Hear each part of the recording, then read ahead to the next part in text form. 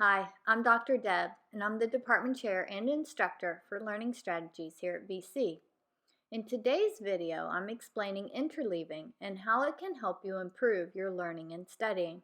VC's Total Learning Center presents Dr. Deb Explains, Interleaving. I would suspect that not many of you know what interleaving is. I had never heard of it until a few years ago. Most of what we do as educators and students is batch or block content together. We teach a chapter and give a test on that chapter. Students learn the chapter as we teach it and then take an exam on that chapter. As soon as that chapter is finished, the students, and sometimes even the teachers, forget about what was in that chapter as they move on to the next chapter. This isn't very good for learning. How are students supposed to remember and apply or transfer learning from the classroom to another course, subject, or situation outside of school in the future if the information is immediately forgotten as soon as the chapter is finished? And in college, this is even more important, as you may learn 3 or 4 chapters before a test. For example, have you ever covered chapters 5, 6, 7, and 8 in history?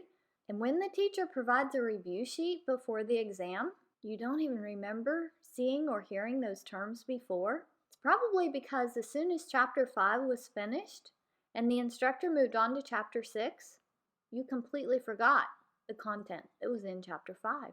Interleaving solves this problem. Instead of blocking or chunking the content, interleaving is mixing the content together in continuous reviews. So let's say that you've finished chapter 5 and are now working on chapter 6. When you review your notes, revisit items from chapter 5 to see if you still remember them. Then, when you move to chapter 7, revisit items from both chapters 5 and 6 while you are learning and reviewing the material. The same concept works in math. If you are learning and doing homework for section 5.6, do a problem from 5.3, then one from 5.1, then 5.4, 5.6, 5.3, etc. This keeps the information continually fresh and constant in your brain. There is one caveat though. Interleaving doesn't work between subjects. If you're doing math problems, don't throw in a history term or important event in the middle of your math problem solving. Keep to the subject and switch the sections or chapters within that subject. How does this help you study and learn? By switching back to older material, you are continually retrieving the information from your long-term memory, which is building those neural pathways that you need for the exam. And to be honest, does your professor put everything on the exam in the order that it was covered? Probably not.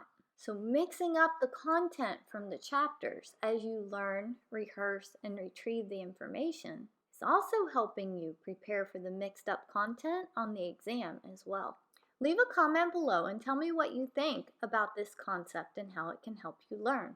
If you want to know more about how to be a successful college student based on the theories, strategies, and principles for college success, click the subscribe button and hit the notification bell, and check out my other videos as Dr. Deb Explains.